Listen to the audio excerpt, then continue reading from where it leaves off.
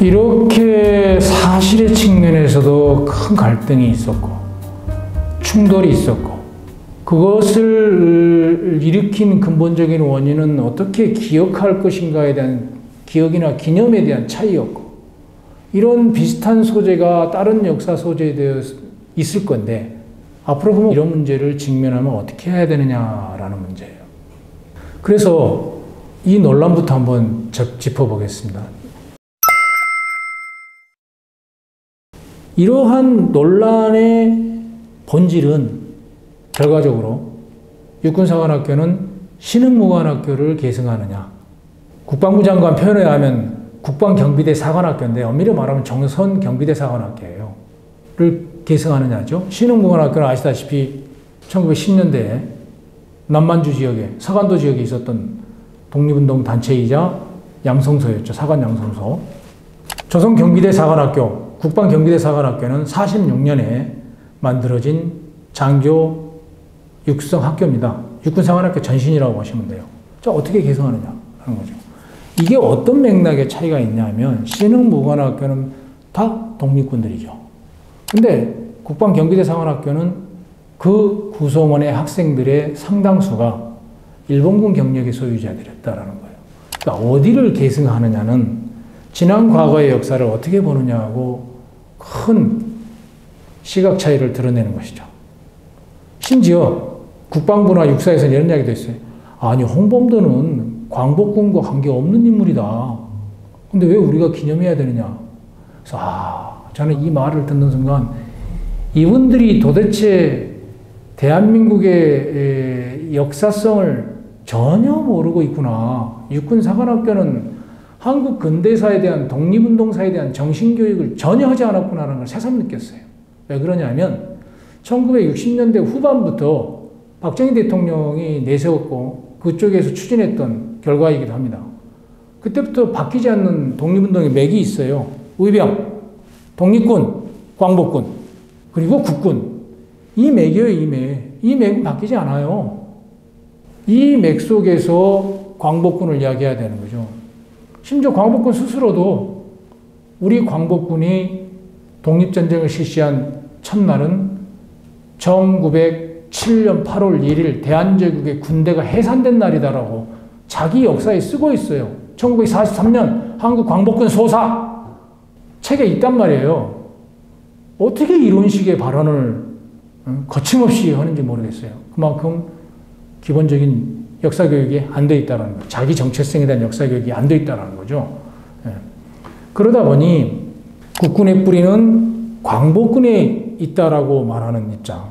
그러니까 문재인 대통령 같은 경우는 광복군과 신흥무관학교 독립군의 전통을 육사교과정에 포함해야 된다고 이야기를 하는. 이정찬 광복회장 같은 경우는 당신들은 육사의 그 조선 경비대 사관학교를 말하는 사람들은 그거 일제히 머슴을 하던 사람들의 학교도 아니냐. 그걸 우리 보고 어떻게 계승하라고 하냐라고 하는 계승성의 문제를 명확하게 지적을 했던 거죠.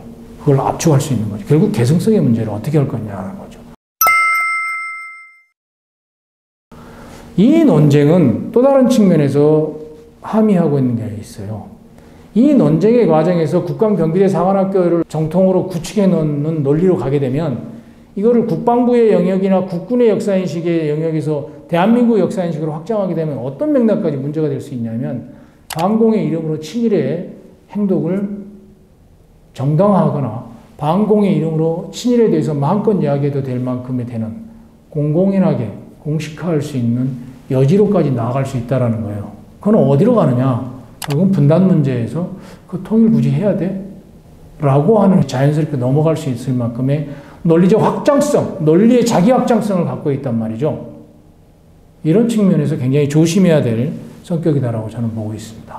이 논쟁은 그런 면에서 매우 신중하게 판단해 봐야 될 성격이라는 거죠. 그런 면에서 중요한데, 그랬을 때 우리는 이 논란을 이런 식의 함의 함축, 다가오지 않은 미래의 영역까지 예측될 수 있는 이런 논란을 어떻게 우리는 정리를 하고 넘어가는 게 좋냐라는 거예요. 흔히들, 뭐 공이 7이고 과가 3이야. 공, 6, 과, 4 아닌가? 뭐 그러면 그 정도 뭐 괜찮게 우리 사회에 기여한 사람 아닌가라고 하는 이른바 공가론, 저울질하는 매우 편의적이고 선택적 배제를 하는 것이죠. 이러한 역사인식 방식은 지난 과거에 무엇을 과로 해서 2나 3이나 4로 잡을 것이냐, 그게 정말 과냐, 내지는 얼마나 심각한 과냐, 가볍기 때문에 4나 3이냐, 내가 볼 때는 1이지만 무지하게 심각하기 때문에 안 된다고 말할 수 있는 사람도 있는 거 아니냐라고 하는 만큼 뭐예요? 잣대가 이얼령 비얼령이라는 거예요. 귀가에 걸면 귀걸이고 코에 걸면 코걸이는 거죠.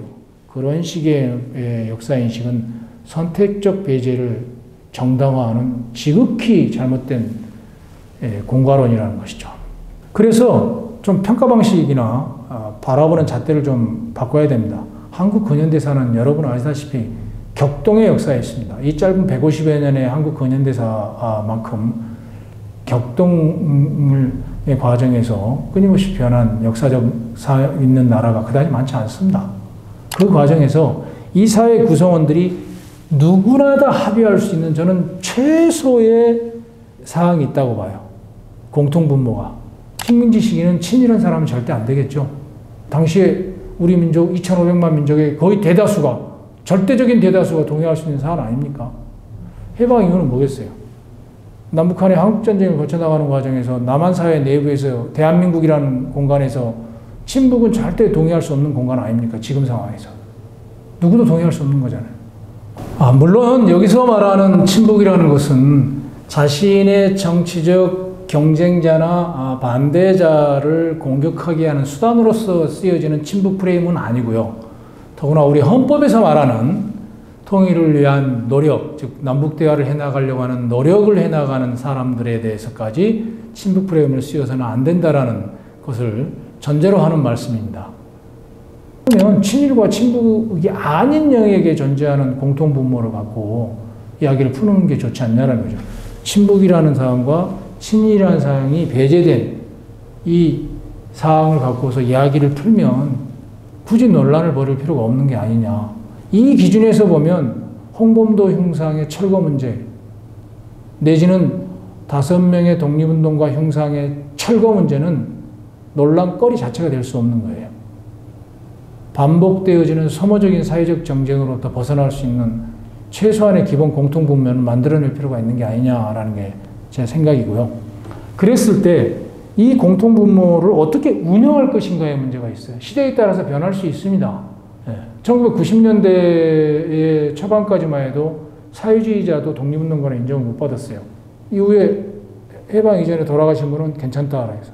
해방 이후까지 살았어도 대한민국 정부의 수립의 과정에 부정적인 행동을 했거나 북한 정권 수립 과정에 기여를 한 사람은 안 된다라고 정리가 됐어요. 조금 더 융통성이 되어 있는 거죠. 뭐예요? 최소한의 기본 공통분모로 일관성을 갖되 나름대로의 유연하게 좀 적용할 수, 시대에 따라서 포용력 있게 유연함을 적용할 수 있는 흐름으로 가는 필요도 있는 게 아니냐라고 하는, 그렇게 운영될 필요가 있다는 겁니다. 그럴 때 기본적으로 한국 근현대사를 확실하게 주체의 역사에서 맥락화할 필요가 있는 거죠. 독립, 호국, 민주, 분단국보. 이 과정에 대한 맥락화에 동의를 하고 이 과정 속에서 지난 과거의 역사에 대한 기념을 어떻게 할 것인가, 기억을 어떻게 할 것인가의 문제를 정리하는 게 필요한 사항이 아닐까. 그러다 보면 21세기에 들어와서 세계화 시대에 AI가 세상을 조절하는 시대에 여전히 우리는 과거에 사로잡혀서 과거가 발목 잡는다는 게 이런 거 아닙니까? 불필요한 소모적인 논쟁을 진영 대립 속에서 하지 않고 서로 간에 합리적인 대화를 하고 공통된 분모를 찾아나갈 수 있는 정체성을 확보할 수 있는 방향으로 나아가는 데 크게 기여할 수 있지 않을까 싶습니다.